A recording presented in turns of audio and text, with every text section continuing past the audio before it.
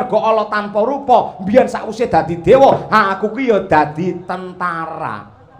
Nadyan wis pensiun, sing jeneng tentara ning ndi lak mesti tegas. Ning aku ora nate tegas karo mbokmu, ora nate keras karo mbokmu. Kejaba lek pas wong loro tokne ya keras, yen ora keras mbokmu mesti nesu malah ngono kuwi. Panjenengane iki ora peh kuwi bojone Semar banjur tak alembono ki ora ning nyatane witing klapa sak lugune. Ing atase mbokmu ki piyayi putri ning parandene rasane lila legawa, tegese lila ing bondo legawa ing pati. Aja kok mung bondo, nadyan nyawane ana kawula sing ngersakake ya diparingke kanthi rasa ikhlas lahir tekan batin. Sae mara gage pikiran. Wis saiki lak mung kari nikmati. Saiki lek kari nyawang endahe bali desa sing apike kaya ngene. Wingi kowe lak nangis sakwise bali desa genggeng iso ngadeg jejeg lah dalah lesuse teko angine teko satemah dadi rubuh kabeh isane mung plonga-plongo. Lho. Ora ngarep-arep wujute redana utawa sumbangan saka negara saka ndhugut nganggo duwite dhewe dibangun wujute bali desa sing apik nadyan to mbokmu gelange kudu entek ngono kuwi. Mula piyayi sing apik ya kaya ngono kuwi. Nuwun sewu ning donya iki wong sing apik iki ora perkara wong sing pinter. Rungokno iki. Wong sing apik ora perkara wong sing pangkat, wong sing apik ora perkara wong sing duwe derajat, wong sing apik ora perkara wong sing sugih. Ning wong sing apik dhewe ning donya tekan akhir ki lamun to uripe bisa manfaat kanggo kawula sak desa. Lah kuwi lho. Sawangen mbokmu iki gelange kali singen kari siji til biasane grimbyang. Gelange nganti tekan lengen biasane. Tur anggere sambutane mbokmu mesti ya nadyan to kudunge iki ora mlorot, mesti ya diketok-ketokne men ketem lap ngono kuwi. Ning uripe ora dingge senenge dhewe, kesugihane ora nggih kapribadene dhewe, ning disrambahke, disramake, diaturake marang sagung para kawula dasih. Mula saka gedene rasa syukur tumrape Semar karo mbokmu Kanastren, mbokmu ya mbangun wujute papan panembah, papan pangibadah sing kabeh mau dumadi saka kayu, sing intine antarane agama lan budaya ya tetep digandoli. Kuwi sing apik. Mergo antarane agama karo budaya ki padha karo ril sepur kae. Wiwit saka Surabaya nganti tekan Jakarta mesti jejer terus. Sing tengen kuwi agama, ril sing kiwa kuwi budaya. Kok nganti ril kuwi mau benthik, kok nganti gonggang tan wurunga sepur sing liwat ana kono bakal rubuh. Yen sepure rubuh, sapa to sing dadi korban? Ya kabeh para kawula sing numpak sepur kuwi mau. Ngaten nggih Bapak. Iya. Mula sing pinter gedhekake rasa syukur. Sawangen bapakmu Semar iki. Nadyan to umurku wis semene akeh, pantaranku ata bar. Ning isih diparingi nugraha gedhe karo Hyang Agung, ya kuwi awak sing seger waras. Dadi ukurane wong sugih, ukurane wong mulya, ukurane wong tentrem kuwi ora gumantung marang derajat pangkat sawah amba Tegal Jembar, ning ukurane wong marem kuwi mapan ana awak sing sehat. Muga-muga kabeh piyayi sing lenggah ana ing kene sak lapangan sedaya pinaringan seger kewarasan panjang yuswa. Ha ngono kuwi. Saiki apa to gunane bandamu tumpuk undung? Keretamu pirang-pirang, sawahmu pirang-pirang hektar. Yen awakmu tansah kena penyakit, tansah kena lelara, banjur kapan iso ngrasake nikmat? Wong yen sugih men awake iki bisa kelas. Lah kuwi. Sedekah sing kanthi ikhlas. tur duwe ati sing apik, jumbuh karo pangandikane kiai kae. Laku sing abot dhewe iki ora kok njur poso, laku sing abot dhewe ora kok njur melek, laku sing abot dhewe ora kok njur ngebleng, laku sing abot dhewe ora kok mutih. Ning laku sing abot dhewe tur apik dhewe iki lamun to duwe ati sing resik, ati sing apik kaya mbokmu Kanastren. Kenapa kok dadak ngumbulke dara? Dara kuwi rupane putih.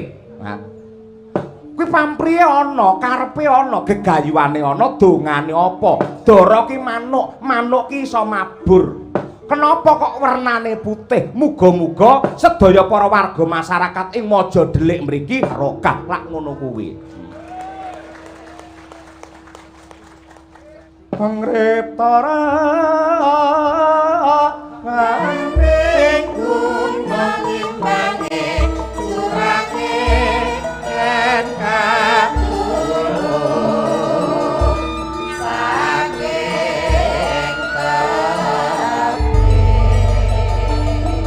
Ibu Kanastren. Piye? Apa Petruk? Nggih.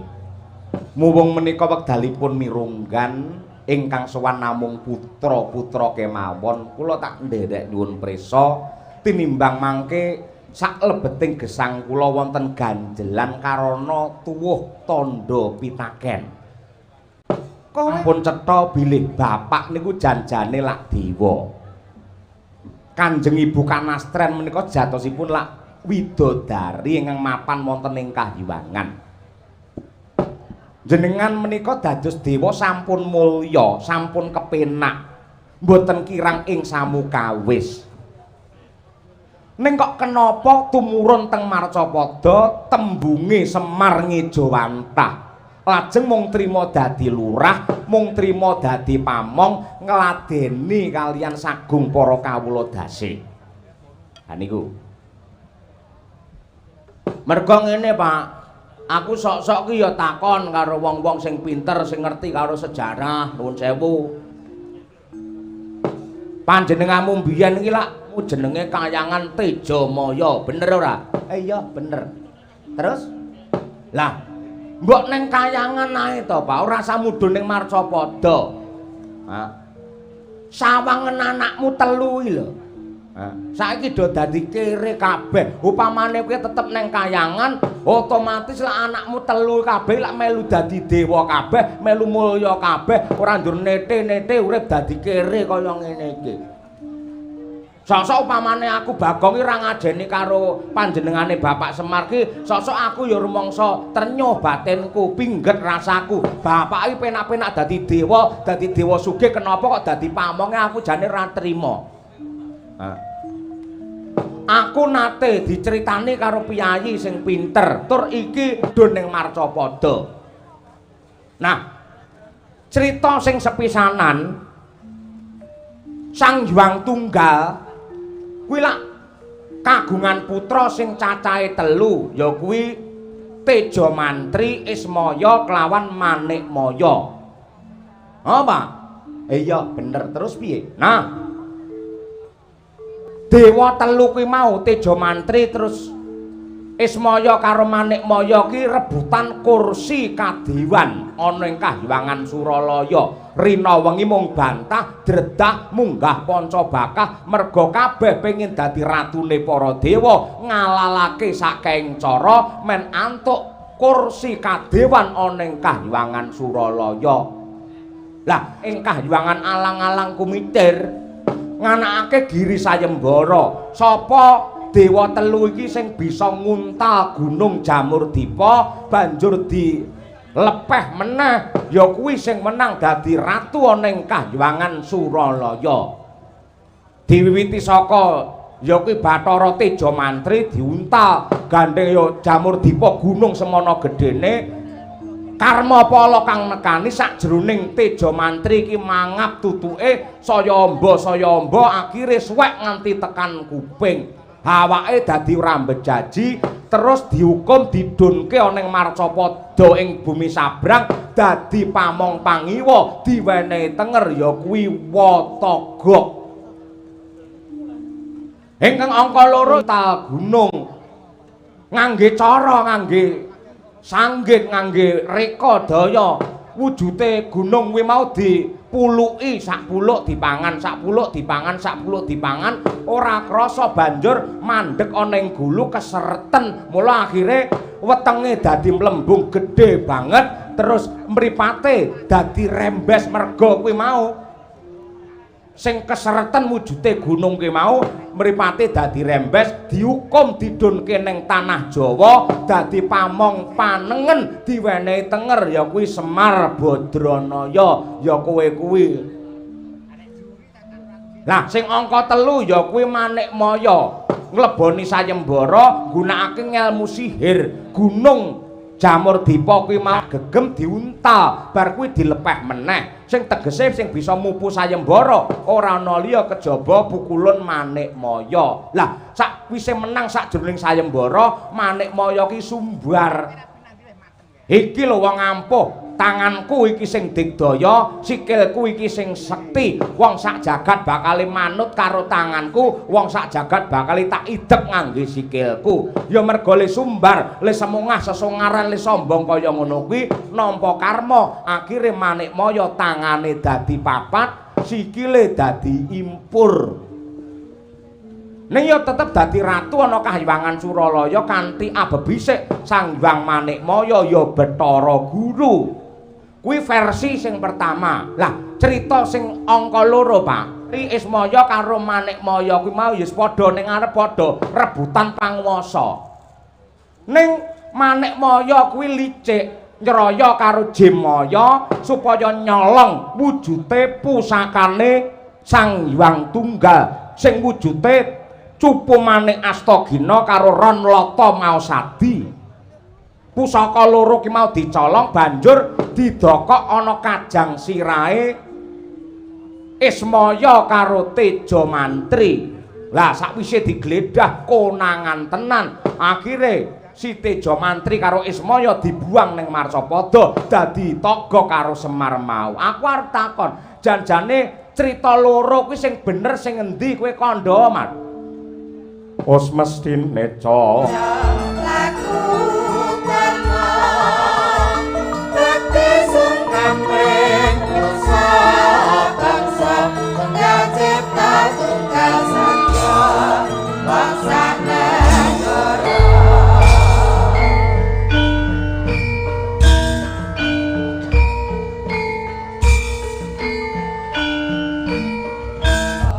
yen aku kok takoni cerita 2 kuwi mau sing bener sing endi iki kok gunane apa lho lek pancen ngono kuwi upamane cerita sing angka 2 Bathara Guru kuwi mitnah karo kowe Pak Bathara Guru kuwi kejem karo kowe dak sia karo kowe aku dadi anakmu mestine ya ora trima di wong tuaku digawe kaya ngono kuwi Gusik yen tujuanmu pengen jawaban saka Semar pol-pole mung ngarepe gugu karepmu dhewe ngono kuwi sing gedhe pangapuramu aku ora arep crita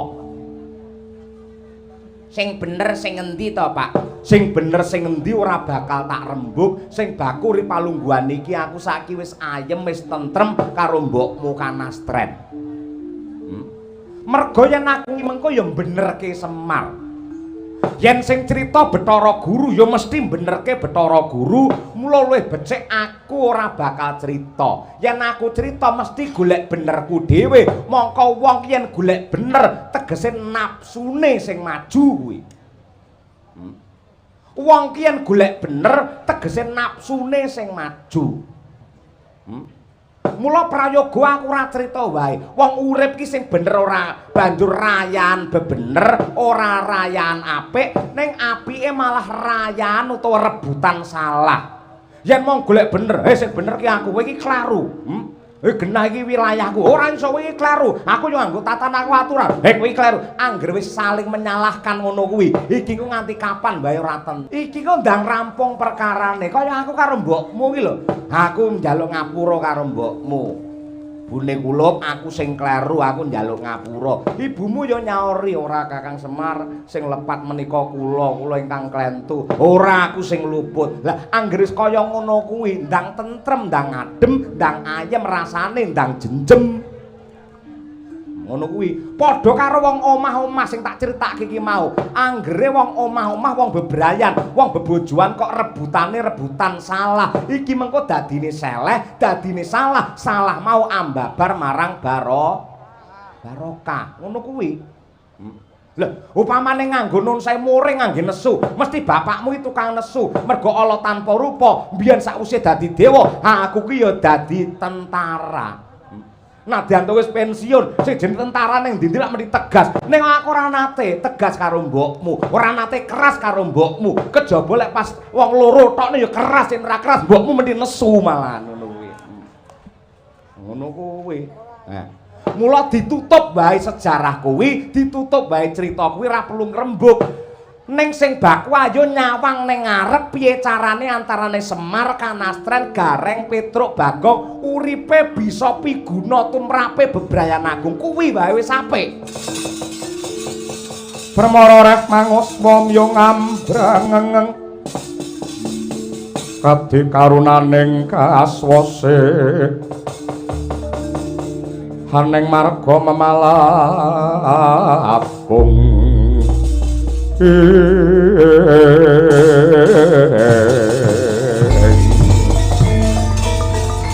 Prisang kondo watra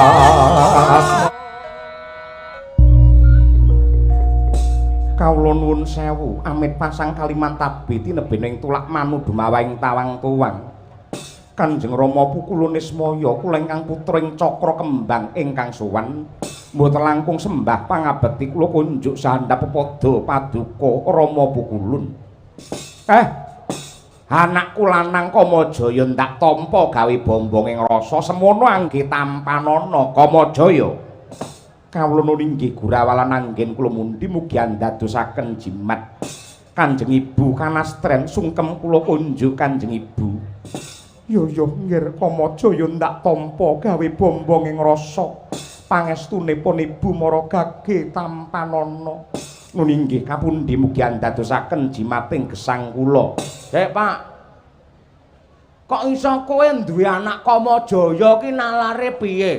Akeh wong sing ngerti, ha?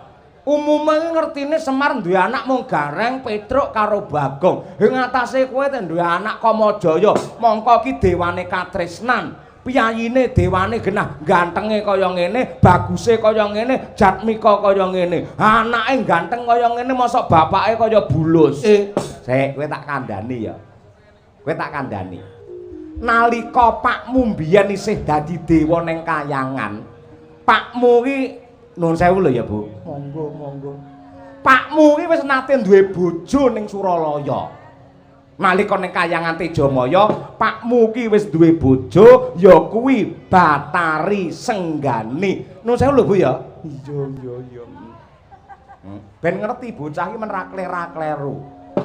Nalika dadi dewa aku wis duwe bojo jenenge Batari Senggani. Karo Batari Senggani kuwi duwe anak. Men ra kleru cateten men ra lali tulisen. Anakku mbiyen ana 10.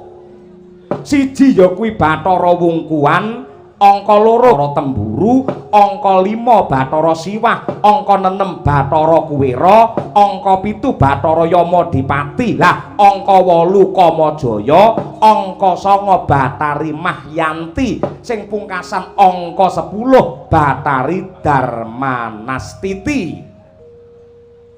Kuwi anakku sing neng Suralaya ning kayangan ganteng-ganteng kabeh. Ning anakku sing ning Marcapada ya kowe iki cah telu, Tikus Gareng, Wedhus Petruk karo Kethek Bagong kowe kuwi. Setan. Ngelok-ngelokne sesuk aja titip sepeda motor nggenku lek ngono kuwi. Lho, men kowe iki cetha men gamblang ngono kuwi. Udah kok adate ora ngerti. Semar ning kayangan duwe anak sapa ora ngerti. Aduman nggih panutan karo sing urung laris aja kaya ngono kuwi. Ning aku setuju Pak lek kowe ning kayangan wis duwe bojo. Dadi bojomu loro ya? Ha iya. Pancen ngono kuwi. Sing jenenge dewa sugih ngene, bojone pancen kudu kliwat ka siji. Pokoke ya rumus iki. Rumus. Siji dewa, loro dalang. Dalang lek wis kondang laris, ganteng pisan. Bojo kok siji rugi kuwi.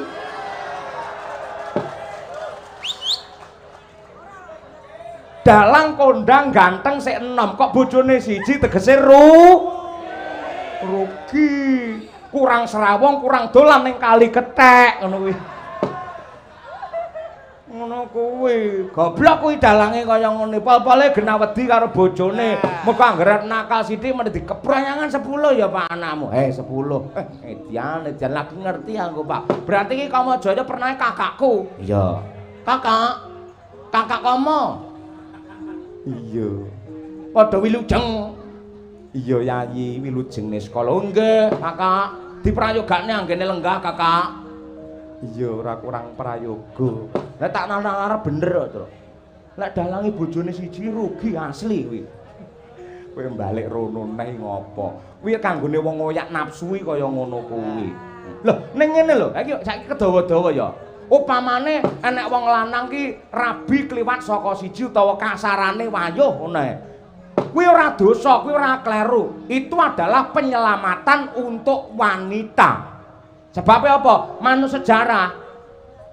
Menungso sepisana sing didunke karo pangeran ning Marcapada ki njur anggene omah-omah peputra, racake mesti kembar dampit. Lahire mesti loro lanang wedok, lanang wedok, lanang wedok. Biyen ki jumlahe wong lanang karo wong wedok ki padha, jumlahe padha. Ning Kocapa gandeng biyen ki akeh perang, mbuh perkara siar agama, mbuh perkara rebutan kekuasaan. Akhire dumadi peperangan, mongko yen wong perang ki sing maju wong lanang apa wong wedok? Wong lanang. Lah iya, mongko sing jenenge perang lek ora menang ya kalah, lek ora lara ya mati. Akhire akeh wong lanang sing padha mati, mula hitungen survei membuktikan nganti jaman saiki jumlahe wong lanang karo wong wedok kuwi akeh wong wedok. Yen nganti wong lanang siji rabi karo wedok siji, iki engko wedoke turah. Pengumuman. Lah nganti kok jamur mambu, lah piye ngono jajal? Hah? Mula ben ora turah, seorang laki-laki yang bijaksana dan istri yang setia mesti memperbolehkan suaminya untuk menikah lagi, dan wanita yang mau dinikahi lagi utawa rabi neh sing lanang yo robah rabi ngono kuwi monggo sing wedok ikhlas lahir batin, wong wedok ki calone munggah swarga tundha sanga. Lek kula trima mboten Pak Bagong. Kula mboten Pak Bagong. Kula mboten mawon Pak Bagong. Mboten ya Bu ya. Lho, wah lah pendukungnya akeh iram ngono. Nggih, ibu-ibu pirang-pirang. Ya ampun, elok tenan bulurah. Jenengan pendukungnya pirang-pirang sing lenggah ning ngarep rata-rata ibu-ibu kabeh, tur kabeh ngangge kudung. Muga-muga istiqomah putra-putriyan ngono. Mboten enten niate kok ajeng wayuh mboten mungkin. Kejaba lek kepepet ora. Ngagem kudung ketok lek gamis ketok lek tata krama. Heeh, didongake muga-muga ibu-ibu para penonton sing ngagem kudung, sing dikudungi ora mung mustakane tok, ora mung sirahe tok, sing dikudungi muga-muga nganti tekan atine. Allahumma. Amin. Allahumma. Amin. Sing dikudungi nganti tekan atine. Aja nganti ketoke dhuwur kudung ngisore lah dalah bake warung. Aja. Warung. Sapa-sapa untuk mangan, enggak boleh itu. Sik lek Banyol keri sik ya. Iki lho, kakangmu teko rene mesti ana bab wigati. Kamajaya. Apa? Kamajaya. Oh iya, bal kuwi ning ngarep kuwi lho cahe. Wonten dawuh. Ramu sowan ana ing Karang Kadempel, mestine ana wigati maragake matura sing kanthi tetela. Inggih. Yektosipun waleh-waleh menapa? Rama Pukulun kejawi kula tuwi dumateng kawilujenganipun Kanjeng Rama Pukulun sakluwarga. Jangkep ingkang angka kalih nyuwun pangapunten. Menika wonten kabar ingkang semunipun boten ngremenaken, wonten kabar ingkang semunipun pait magepokan kaliyan Kahyangan Tejamaya. Kayang aku mbiyen nggih. Nyuwun pangapunten. Wiwit Kanjeng Rama Pukulun menika ngejawantah mring Marcapada. Kayangan Paduka Tejamaya menika lak suwung. Kayangan Tejamaya menika lak suwung ning malah nuwun dados para dewa-dewa ing Kahyangan menawi nindakaken molima madat madon minum main maling menika mapanipun wonten ing Kahyangan Tejamaya. kula menika raos kula ngrantes, raos kula menika nggih semunipun trenyuh ing atase iki kayangan tinggalane wong tuaku parandene kok kanggo papan maksiat kados mekaten menika kados pundi. Bloko kemawon kula mboten lila, kula mboten lega menawi tilaranipun tiyang sepuh kula kangge papan ingkang murka kados mekaten. Kadyat risang kabirang rinangkul kinempit-kempit dosa ngreknaning bawana ya si tukang malang ati ing pias ya si tukang kudu kering ya si tukang kudu kering. Nah, iki Pak. Wis cetha ngeglo tanpa warana iki padang jinglang, Pak. Nadyan ning ngarep mau tak takoni jane sejarahe bapak ning kayangan piye mbiyen nyatane kowe ra wangsulan ora gelem nyauri. Lantaran iki kakangku Kamajaya iki mau wis pratela wis crita lamun to kowe duwe kayangan sing jenenge Tejamaya to. Malah kanggo papan maksiat cetha lamun to Bathara Guru. Kuwi wong sing serakah dakah-dakah senengane ngumbar angkara murka, ngumbar marang dosa. Padha karo patrape Bathara Guru ngene nyepelekke karo kowe ngidek-idek ndasmu ngono iki, Pak. Wis ripalungguhan iki entuk rentuk aku tak budal ning kayangan. Yen kowe nekat rena-rena aku ora mangestoni karo kowe, Gong. Ora kok mangestoni ora masalah.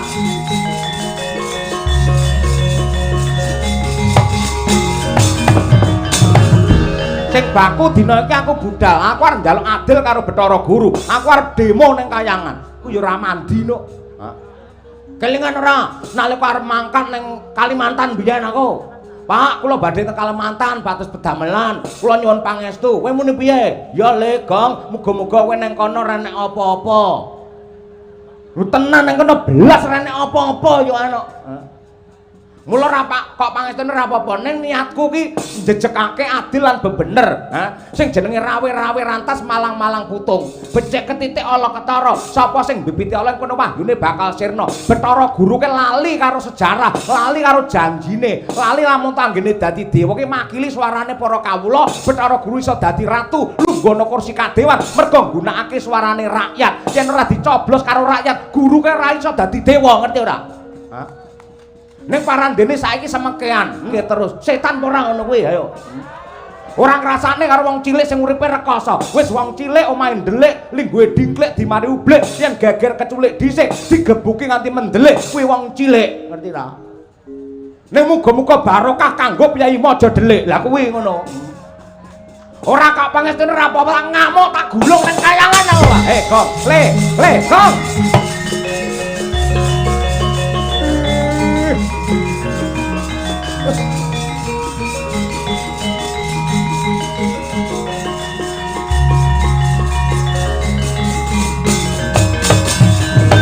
Klengeng driya mangu-mangu mangun kong kandhuan rimang lir-lirna tanpa kaane Rama pukulun. Iki kriwikan dadi grojokan, perkara sepele dadi gawe, wong guyon dadi tangisan ya iki mau. Mau sadurunge kowe iki sowan, aku wis ngedem-ngedem rasane Bagong supaya ora murang tata. Ning parandene bareng krungu critamu dheweke banjur murup makantar-kantar nesu kaya mengkono kuwi arep munggah kayangan. Lah Bagong kok munggah kayangan liwate ngendi dheke apa weruh? Mau lunga ning ndi-ndi mending nganggo Google Map, ngene sik keblasuk kok. Ngubengi desa ping 7 kok dheke malah. Arep munggah kayangan apa kelakon. Ning inti sarine Bagong ngamuk ning Suralaya mergo krungu kang dadi critamu Kamajaya. Mula sing tanggung jawab dudu sapa-sapa ya kowe Kamajaya. Aduh mati aku.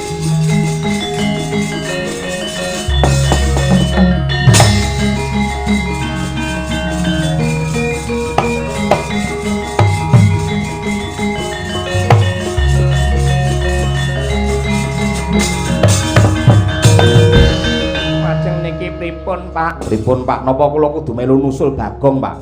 Wis ora sah. Karepen wis enek Kamajaya. Lah mangke lek ora wong telu ngoten mangke sing ngompani sinten Bagong mangke. Ora perlu umpan. Ben banyol dhewe. Ben stand up komedi dhek engko. Lah kula kadhawan pripun wis yen menungsa ki kepeselehke rasane dipasrahke batine sumendhe marang purbane Hyang Agung ya. Sing percaya wae sedya sing hayu bakal manggih rahayu. Mula ayo kanastren kelawan kowe Gareng lan Petruk manjing ana ing sanggar panembah meminta marang nugrane Hyang Agung magita-gita muga-muga Bagong kae kalis saka Sambikala. Oh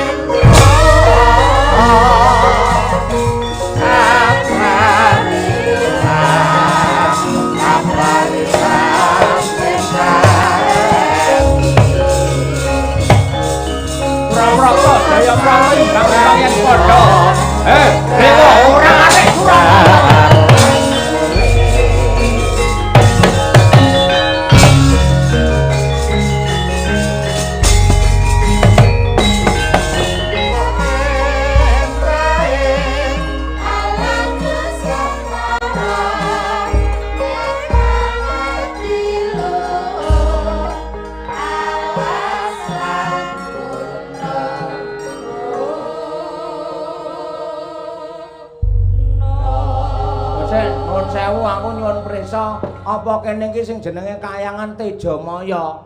Nggih, leres mriki menika. Wah, sing ngarepi sapa? Nggih, ndangu dumateng kula. Nami kula pun Nimas Ayu Winong Nawangsih. Terus Tanjung Perak kapale kobong. Maksude monggo pinarak kamare kosong. Ya Allah.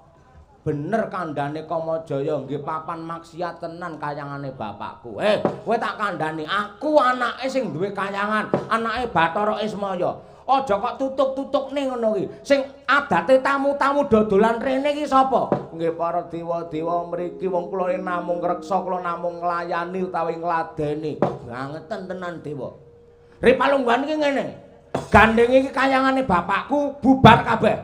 Kowe kudu bubar, kowe kudu lunga. Mulya ning marca kowe malah neka-neka Lambang Sari mongko dudu garwane malah mainan kaya ngono omben-ombenan sak mendeme kaya ngono kowe. Kowe ora patut babar pisan ngina karo para dewa mergo iki kayangan papan sing luhur. Janji kabeh do ora gelem lunga aja takon dosa siji sisak cemplungne ning neraka jahanam kowe. Ayo mulih. Ayo Kang.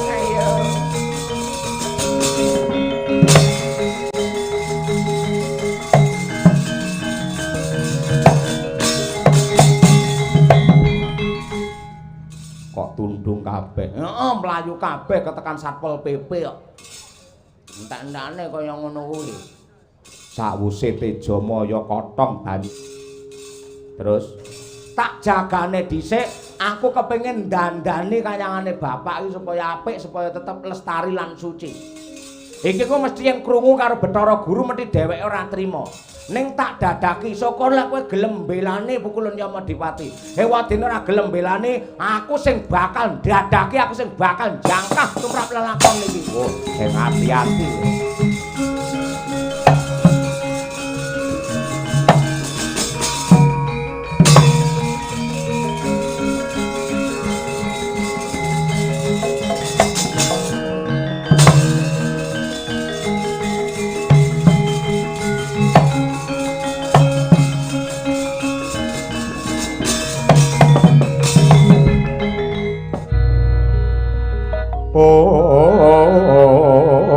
Puspita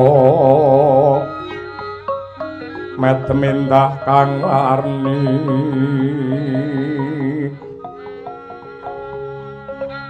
Sang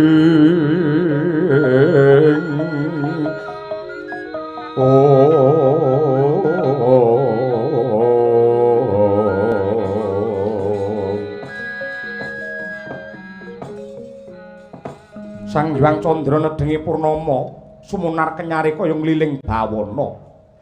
Kartika Abiyar sumunar ngrenggani antariksa amimbi endahing swasaning wanci dalu. Endahing swasana ora kaya mapan wonten ing karang kadempel ya klampis ireng. Kawis tingal nenggih Ki Lurah Petruk. Pasitati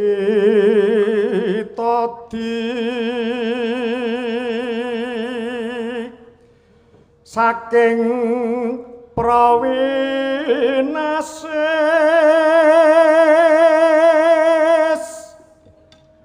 ngelingana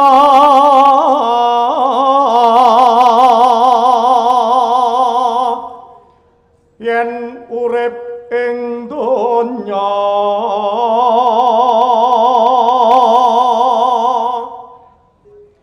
bebasan mung mampir ngombe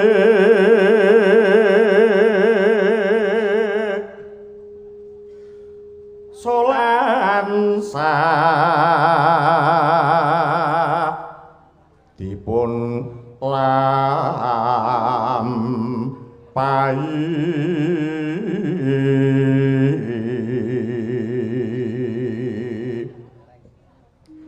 iku jaga agama prodhamong taplir kinetap sukayayah sinipi jaja bang mawinga winga wangis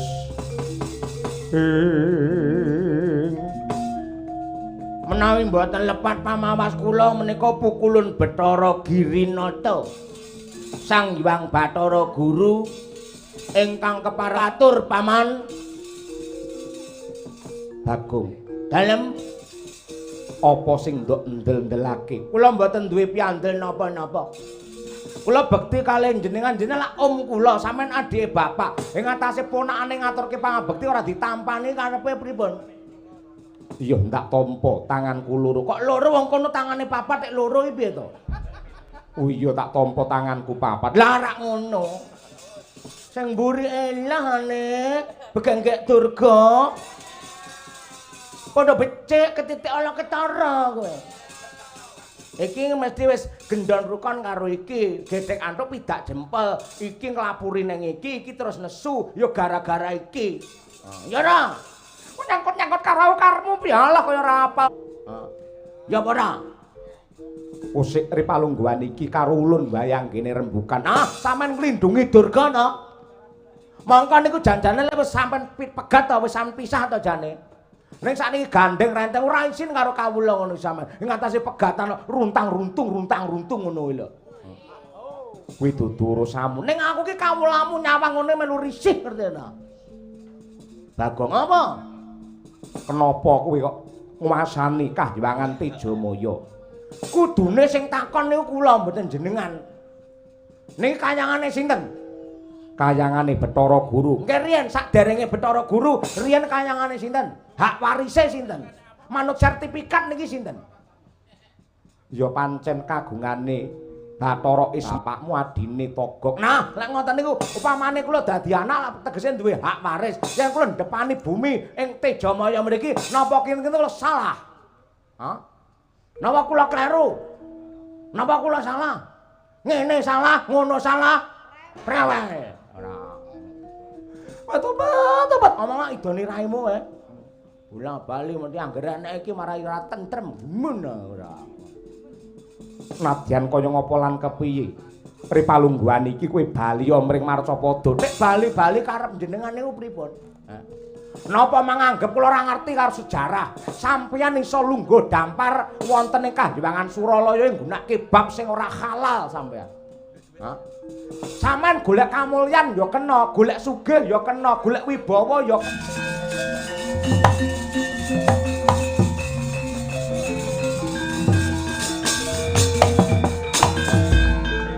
jeneng kita kleru ora ana ceceking rasa banjur aku ngremehake kelawan sapa wae. Apa kula mboten ngerti kalih sejarah? Nggih. Mangakoni mawon. Nggih. Riyen antarane Tejo Mantri Ismaya kalih jenengan rebutan panguwasa pengin dadi ratune Kahyangan Surabaya. Suralaya. Heeh, Suralaya.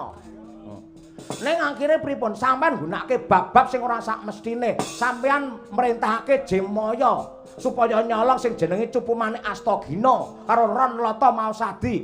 Mang delikke mongko niku nek bapak sampeyan Sang Hyang Tunggal didelikke ning ngisor bantale Semar kali Togog rumiyin. Nggih. Satemah Semar kali Togog dihukum didonke teng Marcapada dadi pamong pangiwa wonten hukum. Lah sing jenenge hukum kodrat niku saged dipun wiradati pamane jam 12 awan niku ndelalah panase ngentang-entang. Wong metu saka ngomah mesti kepanasan. Ning yen nganggo payung, nganggo topi, nganggo caping ora bakal kepanasan. Sing tegese hukum kodrat bisa diwiradati. Paham sampeyan? Hukum adat kuwi ya bisa diwiradati. Upamane ana desa sing anakake syukuran desa kudu mujuti sesaji sing kang awujud ingkung kebo. Gandeng kebo larang regane, mula banjur disalini ora kudu ingkung kebo tenan, tuntut gedang disikili papat saka pring diwenehi sungu saka pring. Niku wis muni kebo danyange ya wis ora protes ngono kuwi. Angka 3 hukum negara utawa hukum Suralaya. Teng Suralaya niku ukur nadyanto duwe dosa, duwe kleru, ora bakal kejamah hukum mergo lading yen munggah niku ketul. Ning sing nang ngisor hukum lading-lading niku mudhun landhep, tegese menggih mbleh karo para kawula sampeyan kabeh. Ning sing pungkasan hukum karma utawa hukum dharma. Sampeyan ra iso endo saka iki mergo sapa sing nandur bakal ngundhuh, utang bakal nyaur, sing dandake bakal ngenggo. Sampeyan bakal ngunduh saka tanduran sampeyan sing murtad kaya mengkono. Lambemu mingkem ora.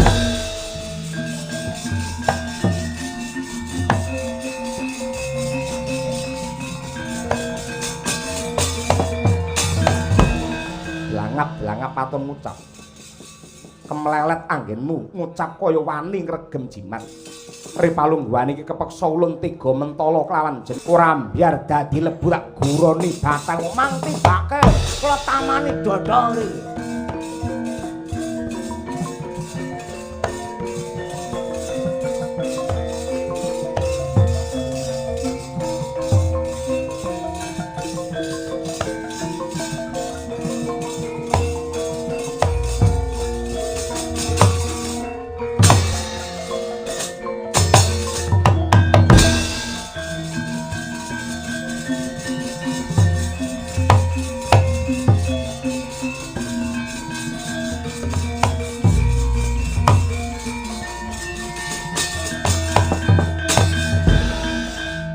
Aja karo bayi wingi sore.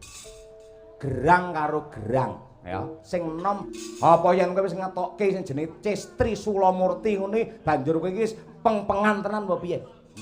Kok tungke ning ngarepmu apa aku gumun karo wujude kaya ngene iki apa piye? Aja Bagong tak tampanane dadaku. Ayo, kira-kira iki mengko sing lebur dadi lebu Bathara Guru apa Semare? Tibake tenan tibakno.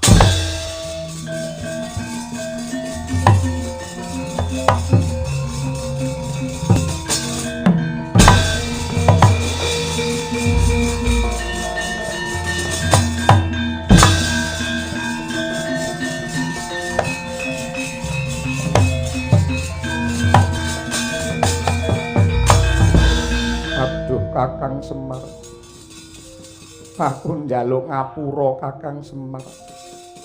Aku Sara Prabawa kelawan panjenengamu pranyata lamun ta Kyai Semar Digdaya Surasekti Manda diayomi karo Gusti ingkang Maha Suci.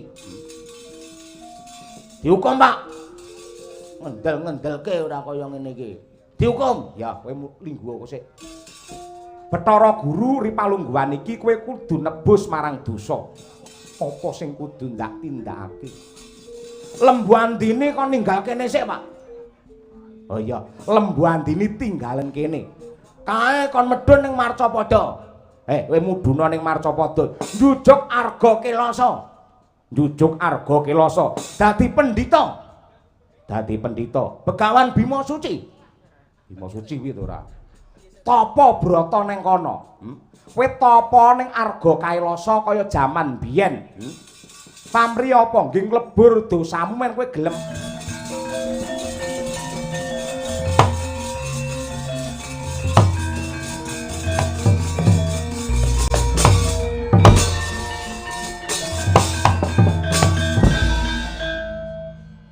Assalamualaikum. Waalaikumsalam. Andin. Apa kabarmu Andin? Nggih pangestunipun sae. Lanang wong wedok suaramu cilik ngono. Oh, bake women. Putri to inggih. Kok iso kowe dadi titiane Bathara Guru iki mbiyen sejanahe piye? Nggih nyuwun pangapunten mbok menawi Kyai Semar nggih sampun pirsa. Kula rumiyin menika lak mapan wonten ing Gunung Tengguru. Tiang-tiang ingkang sakit menapa kemawon menawi dipun raupi mawi iler kula menika mesti waluya jati temah mulya. Lah kebablasan para kawula anggenipun dewak-dewakaken dumateng kula. Mboten ngajeni kalian Bathara Guru, mboten ngurmati kalian Bathara Guru, ning malah kepara nyembah dumateng Andini.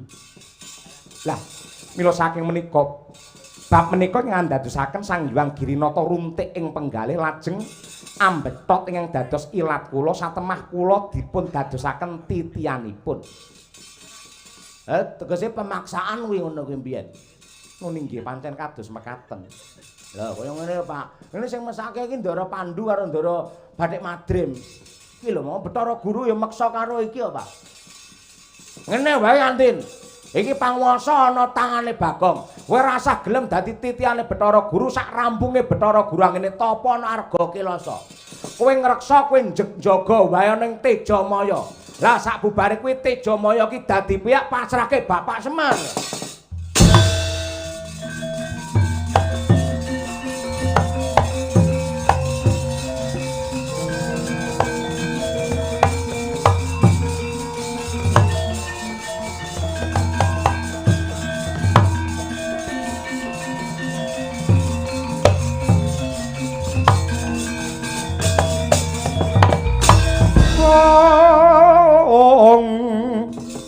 Panodyaya tamama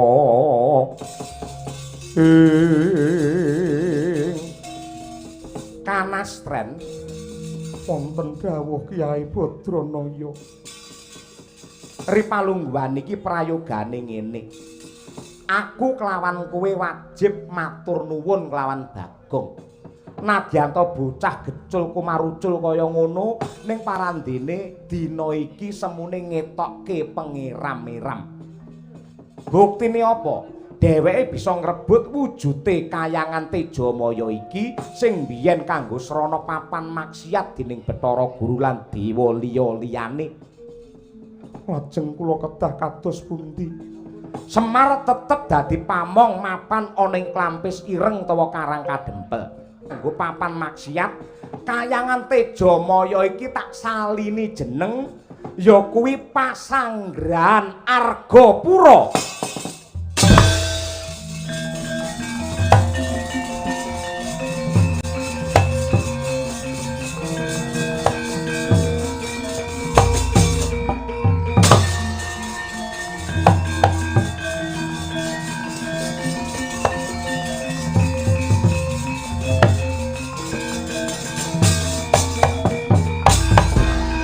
Pasanggrahan Argapura. Ya.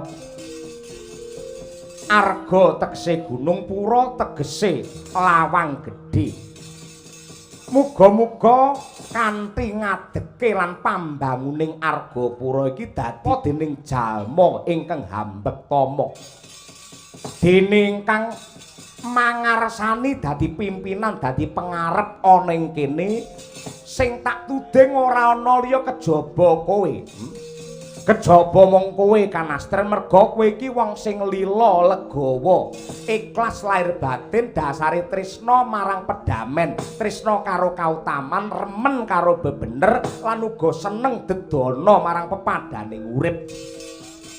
kowe ndak tetepake dadi pengarep utawa dadi lurah ing pasanggrahan Argapura. Muga-muga lestari widodone ring Sambikala. Nggih yen tela kados mekaten mboten langkung sendika ngestokaken dawuh. Adekmu ana pertapan Argapura utawa pasanggrahan Desa Majadelik ing Kecamatan Gayam Bojonegoro ingkang dipun pangarsani dening Ibu Hajah Yuntik Rahayu kaliyan Bapa Utama. Wontenipun namung Rahayu kang tinemu, Basuki kang kaesti, Sembada kang jinangka. Dene kula Semar ingkang ngayahi wajib ngrumaosi kathah ing reh kalepatanipun mila nyuwun gunge samudra pangaksami. Sak beja-bejane sing lali, sih beja sing eling lan waspada. Rahayu, rahayu, rahayu kang sami pinanggih.